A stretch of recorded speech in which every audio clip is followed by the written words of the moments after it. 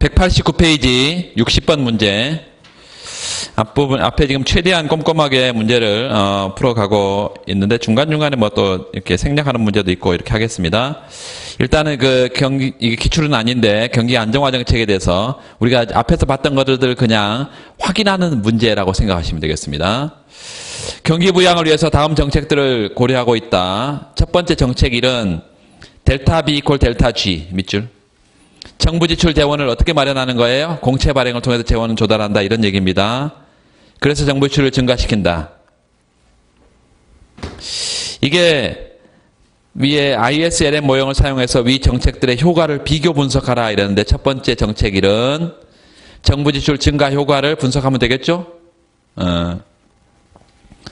공채 발행을 통해서 재원 조달하니까 조세로 재원 조달하는 것보다 더 강력한 효과가 나타나겠죠?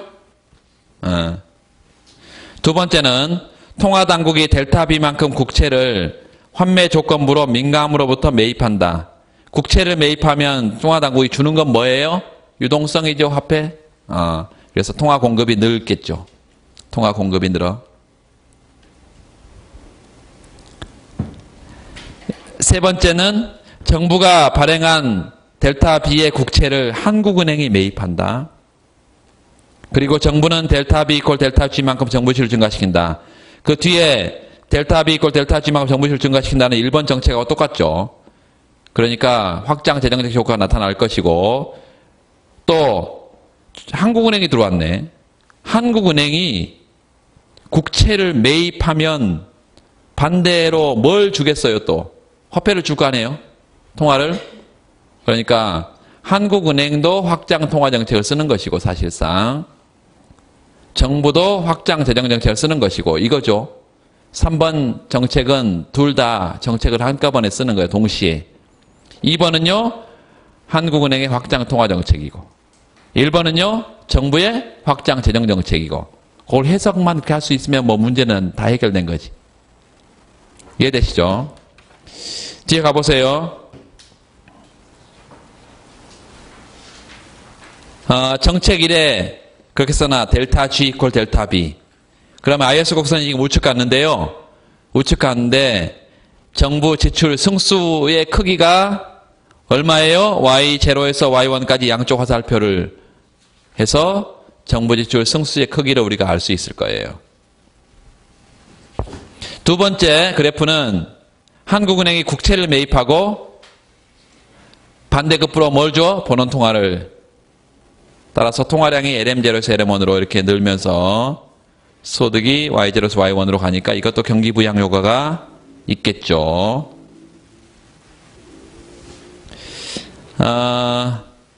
그 정책 2의 경우에 그 밑에 그 설명 부분에 보면 통화 승수 본원 통화 증가에 따른 승수 효과가 이렇게 나와 있는데 나중에 뒷부분에서 가서 하기로 하겠습니다. 그 정책 3을 좀 보세요. 오른쪽 그래프에 마지막. 먼저 IS0에서 IS1으로 화살표하고 이게 앞에서 델타 G 이퀄 델타 B죠. 확장 재정정책 효과고 그 다음에 LM0에서 LM1으로 보내는 것이 뭐예요? 한국은행의 국채 매입이죠. 전혀 어려울 게 없어. 근데 중요한 것은 이 예시답안에서 여러분 꼭 봐야 되는 것은 그 설문 2의 재정정책과 통화정책의 특징입니다. 그 별표 2개.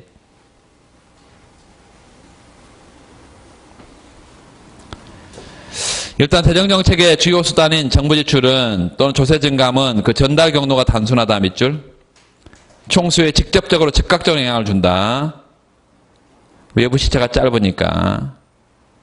그러나 재정정책을 펼치는 경우 밑줄 봅시다. 내부 시차가 굉장히 긴데 왜 길어? 예산 편성 절차를 거쳐야 되고 국회 동의도 해야 되고 받아야 되고 그래서 굉장히 긴 내부 시차를 감당해야 된다.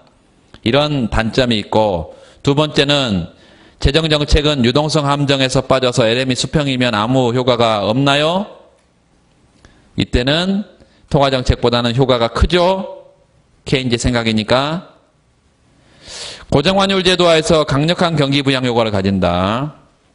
자, 재정정책이 변동환율제보다 고정환율제도에 강력한 정책 효과를 가진다라는 것은 뭐 이것도 이제 BP를 수평으로 놓고 확장 재정정책 쓰게 되면 변동 환율 제도에서는 어떻게 돼? 고정화율 어떻게 돼? 여러분 다 이걸 안 그려도 아나요? 잠깐만 생각해 보면 알지.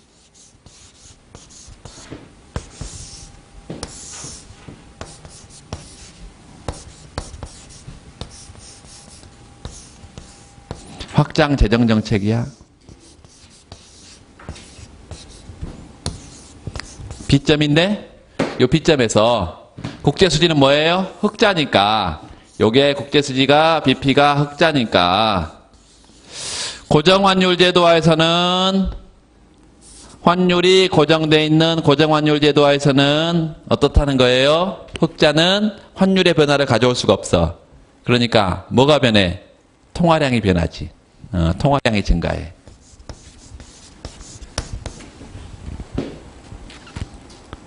변동환율 제도화에서는 환율이 하락하지. 통화량이 증가하면 LM 곡선이 우측 가죠. 환율이 하락하면 IS 곡선이 좌측 가지. 왜? 순수출이 감소하니까.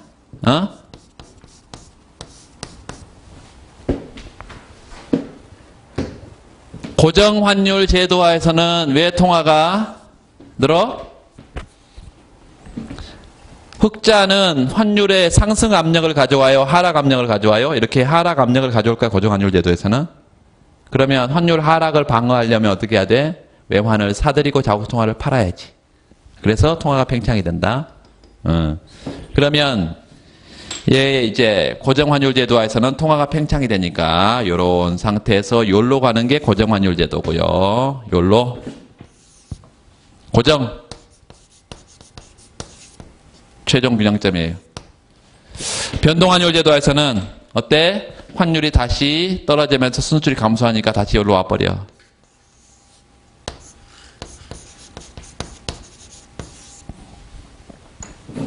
지금 우리는 뭐 하고 있어? 거기 고정환율 제도에서는 강력한 경기 부양 요구를 가질 수 있다. 이거지 지금. 그래서 그 그래프를 그려놓으세요. 빈 공간이 많이 있죠? 빈 공간이 많이 있다는 게 그런 장점들이 있습니다. 하여튼 이게 다 예시답안 전체가 한눈에 들어온다는 게 제가 의도한 거예요. 답안을 한눈에.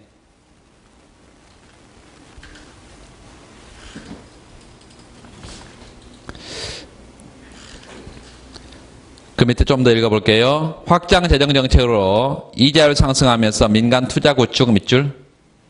재정 정책은 항상 구축 효과 얘기를 해야 됩니다. 구축 효과.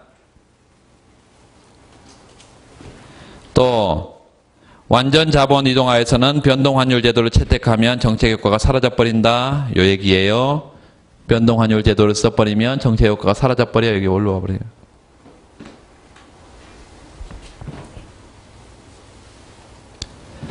그리고 리카도 대등정리다 밑줄. 리카도 대등정리. 정부 지출이 변화 없는 상태에서 조세 감면 정책을 쓰게 되면 경기 부양 효과가 없다.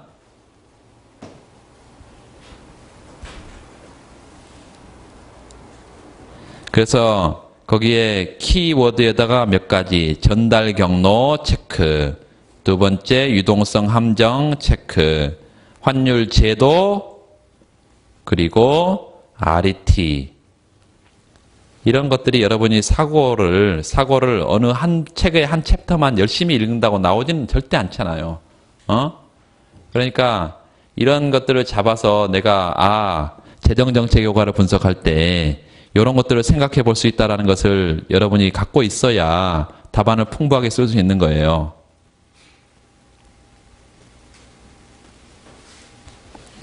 그 다음에 두 번째 통화정책의 특징.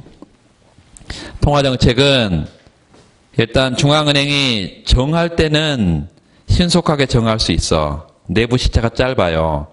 그런데 외부 시차가 굉장히 길다는 단점이 있다. 복잡하고 그래서 이걸 바로 뒤에 이제 블랙박스 길고 가변적인 것을 블랙박스라고 문제에서 또 기출에 출제가 됐습니다. 확장 통화 정책은 이자율 하락하기 때문에 거기 구축 효과가 나타나지 않는다. 첫 번째. 두 번째는 변동환율 제도와 고정환율 제도 얘기를 하고 있는데요. 변동환율 제도는 부양수단이 될 수 있지만 고정환율 제도에서는 정책이 무력해져 버린다. 통화정책. 이거 이제 그래프로 그리지 않고 여러분이 머리로 이렇게 그려낼 수가 있어야 되는데,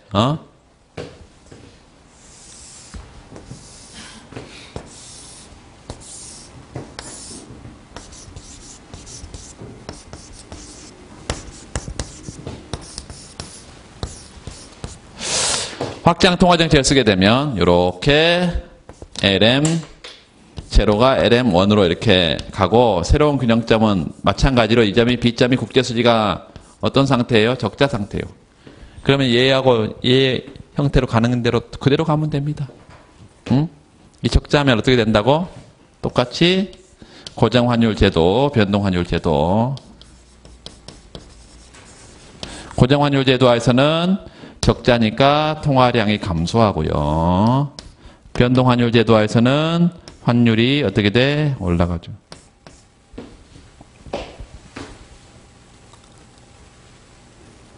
그러면 이 고정환율 제도에서는 통화가 원래 처음에 늘어서 우측 갔는데 다시 줄어버리면 원래로 가버려요. 이렇게. 그래서 이게 고정환율 제도에서 최종 균형점이고요. 변동환율 제도에서는 환율이 상승하니까 이 점에서 환율이 상승하니까 순수줄이 증가하면서요. 요 순수줄이 증가하면서 IS 곡선이 이렇게 가서 여기가 C점이야. 이게 변동. 그러니까 변동환율 제도에서 정책 효과가 아주 강력하게 나타나죠. 이렇게. 뭐 이런 것들은 굳이 그려보지 않아도 되지만 아직은 우리 개방경제 부분을 안 했으니까. 거기 유동성 함정에다 밑줄. 유동성 함정. 그래서 유동성 함정에서 전통적인 통화정책은 효과가 없다.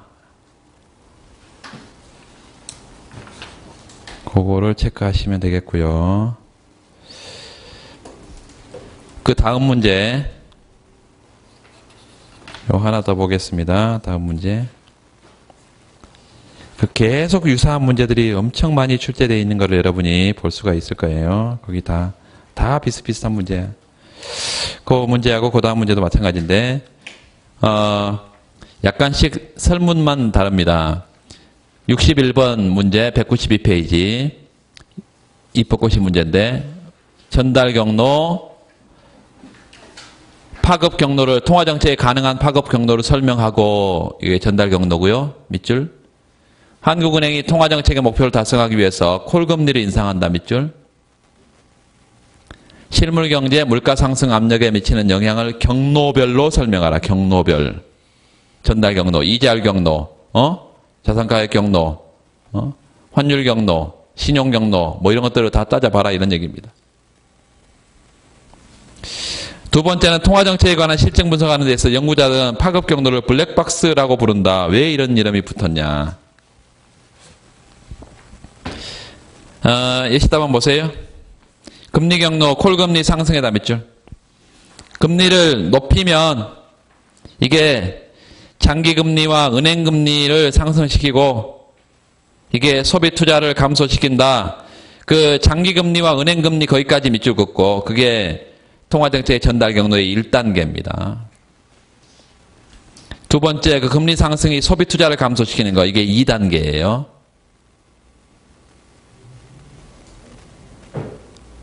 그리고 거기 옆에다가 콜금리 상승이니까요. 금리가 상승하는 효과를 분석해야 되니까 LM 곡선 좌측 이렇게 써놔.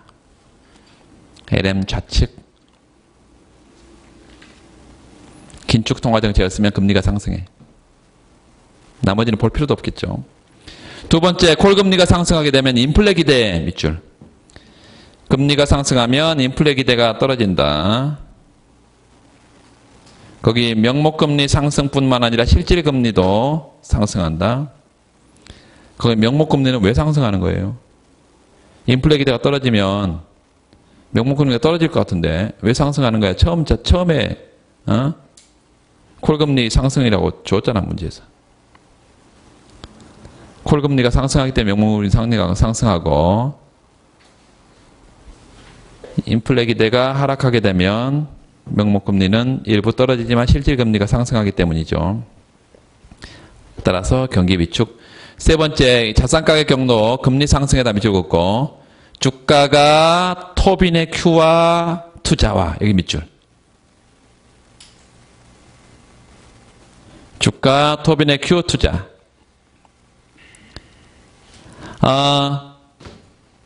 주가는 아까 주식가격 결정 시 아까 우리가 써드렸고 이게 금리와 주가는 역관계에 있다고 아까 말씀드렸고요.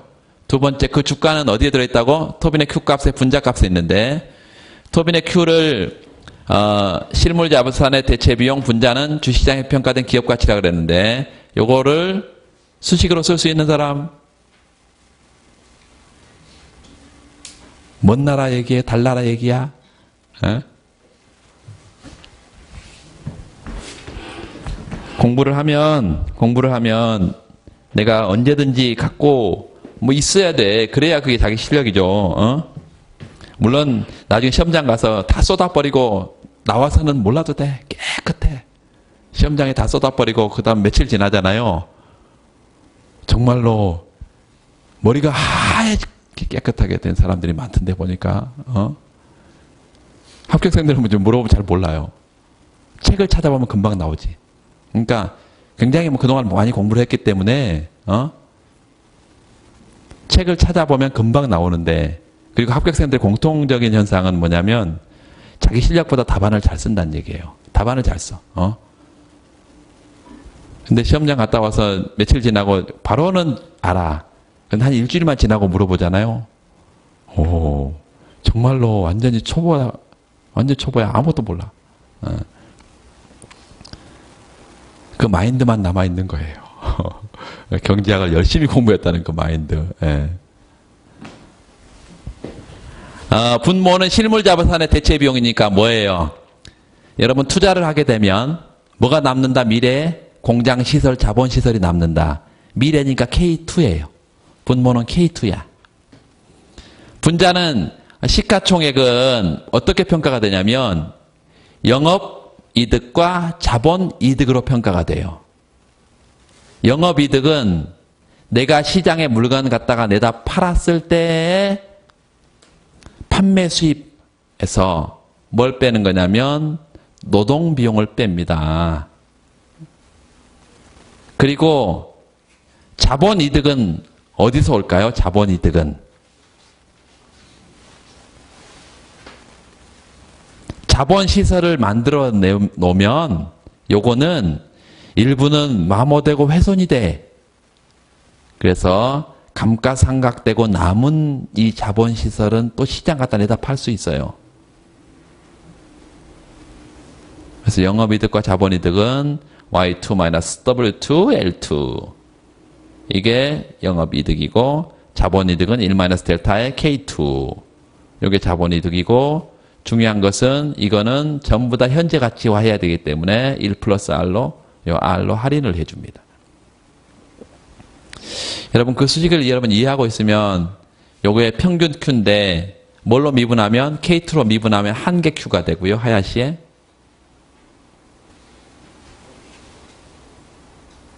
스트레스를 엄청 받는 것 같아 지금요. K2로 미분하면 분모는 뭐가 돼? 1이 돼버리고 분자는 Y2를 K2로 미분하면 MPK2가 되고 W2, L2는 노동비용은 당연히 뭐가 없으니까 K가 없으니까 당연히 제로가 돼버리고 그리고 1-델타 K2는 뭐만 남아요? K2로 미분하면 1-델타만 남지.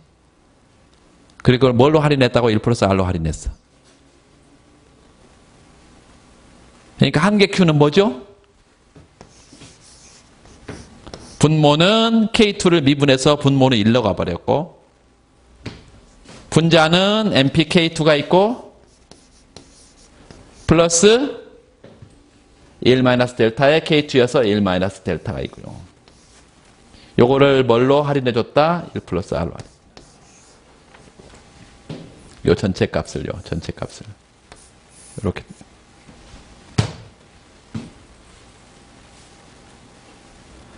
우리가 투자의 다기간 모형에서 나중에 보겠지만, 투자의 다기간 모형에서는 MPK2 델타하고 뭐가 같아?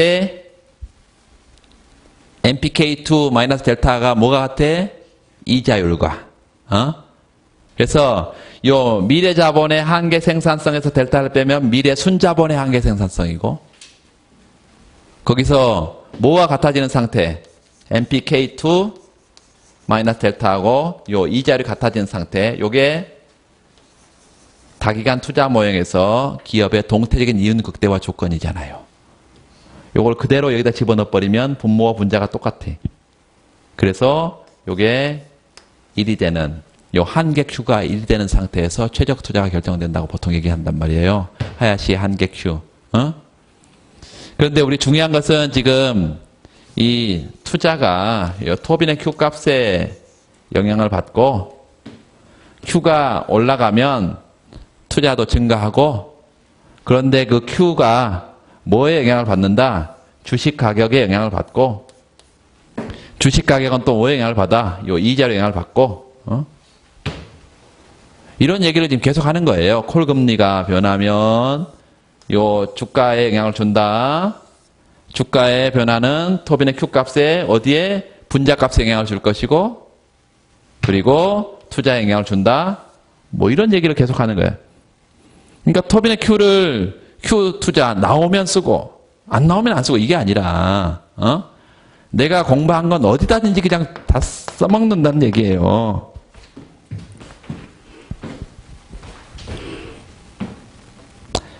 거기 토빈의 Q가 주가 하락, 토빈의 Q 하락, 투자 감소 거기다 찍어놓고, 그 다음에 세 줄 내려가 보면 또 주가 하락은 소비자의 평생 부를 감소시킨다. 소비자의 평생 부를 감소시켜. 평생 부가 뭘로 구성되어 있는데?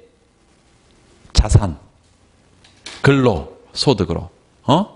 자산, 근로, 소득으로 구성되어 있는데 소비를 줄인다. 여러분 라이프 사이클 가설의 소비 함수가 바로 물어보면 뭐 이렇게 툭툭 튀어나오는 사람이 있겠어요? 근데 라이프 사이클 가설의 소비 함수가 어떻게 생겼습니까? 이 생애주기 가설은 다른 소비론과는 달리 자산소득을 모형에 명시적으로 도입했다는 가장 큰 특징이 있고, 두 번째는 함적기되고요. 소비 함수가 어떻게 생겼냐면, 소비를 어떻게 하냐면 K1A, K2Y 요런 에셋 자산과 요 Y 인컴 근로소득을 가중평균해 가지고 그 전체를 가지고 소비를 해. 이게 라이프 사이클 가설에서 소비 함수예요. 그런데 이 자산 에셋에 뭐가 들어간단 말이에요? 부동산이든 주식이든 채권이든 이런 게 여기에 들어가. 주가가 떨어져 버렸어. 그러면 자기가 갖고 있는 자산이 떨어져 버린 거잖아요. 그럼 소비를 줄인다. 그러면 이게 라이프 사이클 가설을 이거 하나만 알고 있어도 아는 것처럼 쓰는 거지. 아는 것처럼 써야 된다는 얘기예요. 내가 이걸 엄청나게 공부를 해가지고 쓰는 게 아니라,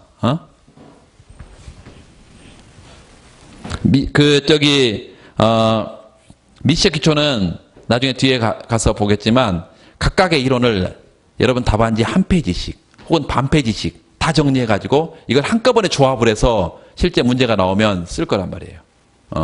그게 미시의 기초의 문제예요. 물론 이제 개별적인 미시의 기초 중에 개별적인 것들 중에 중요한 거 뭐 토빈의 포트폴리오 이론이라든가, 그 다음에 화폐 수요 이론 중에 누구의 이론? 케인즈 학파의 이론들, 먼델 토빈의 이론들, 뭐 이런 것들은 개별적으로 또 갖고 있겠지만, 나머지 미시의 기초 전부 다는 반 페이지씩, 한 페이지씩 뭐 이래가지고 정리를 해두면 그게 끝이에요. 그걸 자꾸 봐서 내가 다른 모형을 쓸 때, 다른 얘기를 쓸 때 그걸 도입을 하면, 미시의 기초로 공부를 열심히 했네, 이런 인상을 준다는 거예요.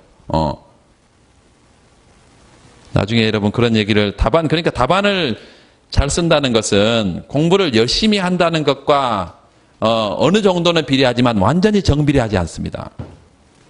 공부를 적당히 한 사람도 답안 스킬이 엄청 좋은 사람들이 있어요. 근데 엄청나게 많이 했는데도 답안에 잘 표현이 안 되는 사람들이 있어. 그거는 엄청 손해예요. 공부를 많이 하고도 그 점수를 못 받으면. 그러니까 여러분은 뭘 추구를 해야 돼? 내가 공부한 것보다 훨씬 더 잘 써야 돼요. 그래야 여러분이 주어진 짧은 시간 안에 공부한 것이 100% 발휘가 됩니다. 그러면 내년에 90점을 넘겼다 이러면서 왜 당황스러운 점수가 나왔냐 이러면서 그럴 수가 있어요. 그게 뭐 전혀 못 들어본 얘기 아니죠? 90점 넘은 사람이 많다니까. 경제학을 90점 넘었는데 행정법을 50점 받아고 떨어졌다. 뭐 이러고 아주